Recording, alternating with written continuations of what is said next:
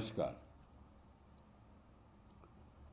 आज चर्चा करेंगे हम कि जुडिशरी का सूरत हाल क्या है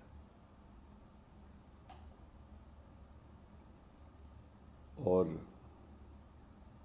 अब वक्त आ गया है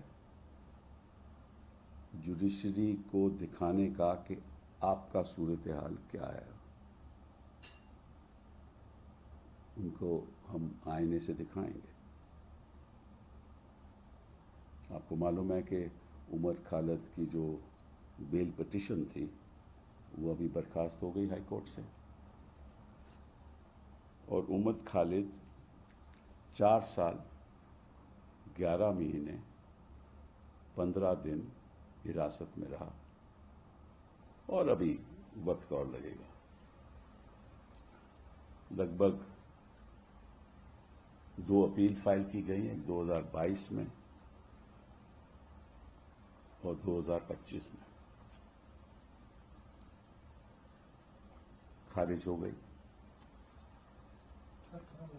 एक एसएलपी फाइल की गई 2023 में, उसको वकीलों ने विड्रॉ कर लिया 2024 को। अब आपको मालूम है कि सुप्रीम कोर्ट ने कई बार कहा है कि कोई भी बेल एप्लीकेशन हो उसकी जल्द से जल्द सुनवाई होनी चाहिए। तो आपको मालूम है कई ऐसे फैसले हैं सुप्रीम कोर्ट के। तो हम देखते हैं कि ये जो मापदंड रखा है सुप्रीम कोर्ट ने, क्या उमर खालिद और बाकी लोगों को भी लागू रहा? तो चलिए शुरुआत करते हैं कि जो पहली अपील हाई कोर्ट में आई जब इंटरिम बेल उमर खालिद की खारिज हुई, वो क्रिमिनल अपील 173 ऑफ 2022 थी। उसकी 28 हियरिंग्स हुई, 28 हियरिंग्स हाई कोर्ट में हुई, 180 दिन लगे। जो सुनवाई तुरंत होनी चाहिए, उमर खालिद के केस में 180 दिन लगे। 21 अप्रैल 2022 में फाइल हुई और 18 अक्टूबर 2022 में खारिज हुई। तो हम उसके खिलाफ सुप्रीम कोर्ट गए। वो कहानी जो सुप्रीम कोर्ट में हुई बाद में बताऊंगा। इस बीच जब हमने विड्रॉ किया तो हमने कहा कि हम वापस ट्रायल कोर्ट में जाएंगे।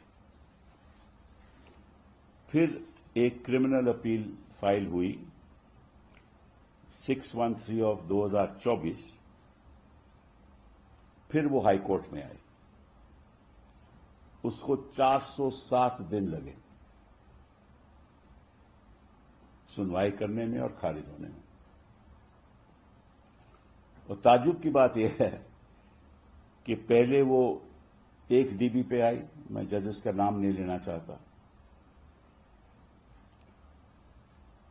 वो उसकी सुनवाई शुरू हुई 22 जुलाई 2024 को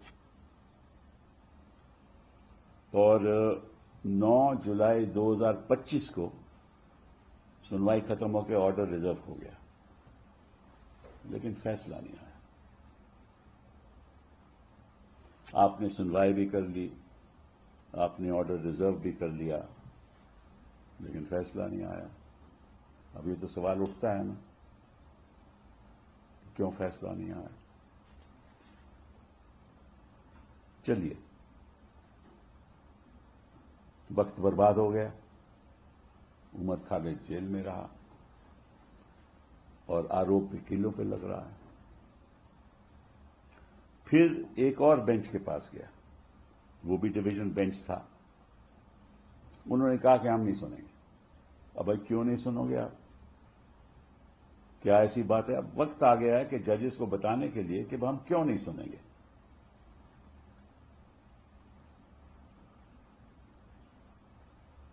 जो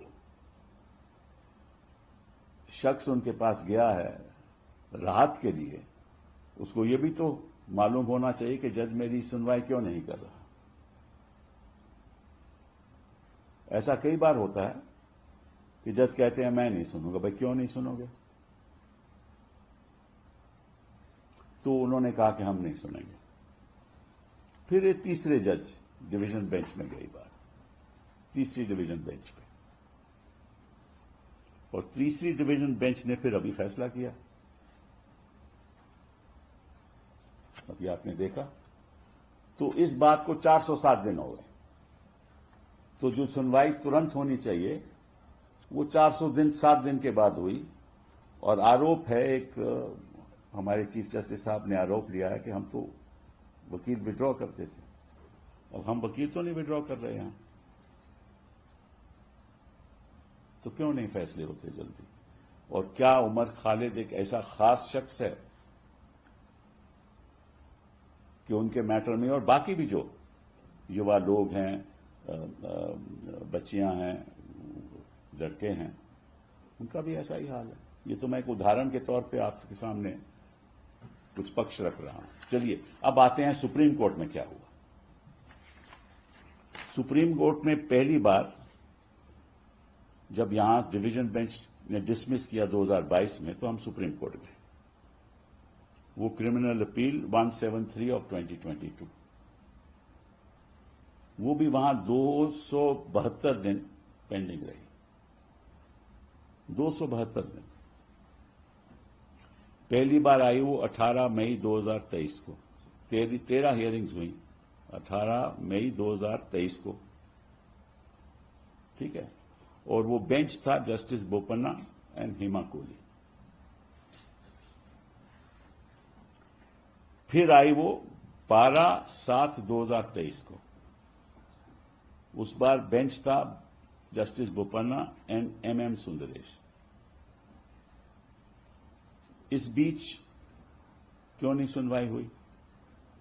وکیلوں کی تو کوئی غلطی نہیں. پھر اس کے بعد آئی 24 جولائی 2023 کو بوپنا، جسٹس بوپنا اینڈ بیلا تریویدی. پھر ہیئرنگ نہیں ہوئی. پھر آئی 9 اگست 2023 کو. ہم نے کوئی ایڈجرنمنٹ نہیں مانگی، اس سمے ہم نے کوئی ایڈجرنمنٹ نہیں مانگی. سرکار کہہ رہی تھی کہ ہمیں وقت چاہیے. تو 9 اگست 2023 کو پھر آئی جسٹس بوپنا، جسٹس پرشانت کمار مشرا کے.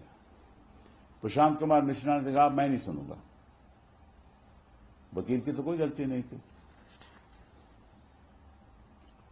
یہ بھی ہمیں معلوم ہونا چاہیے کہ بھیا کیوں نہیں سنے آپ، کون سن رہے آپ؟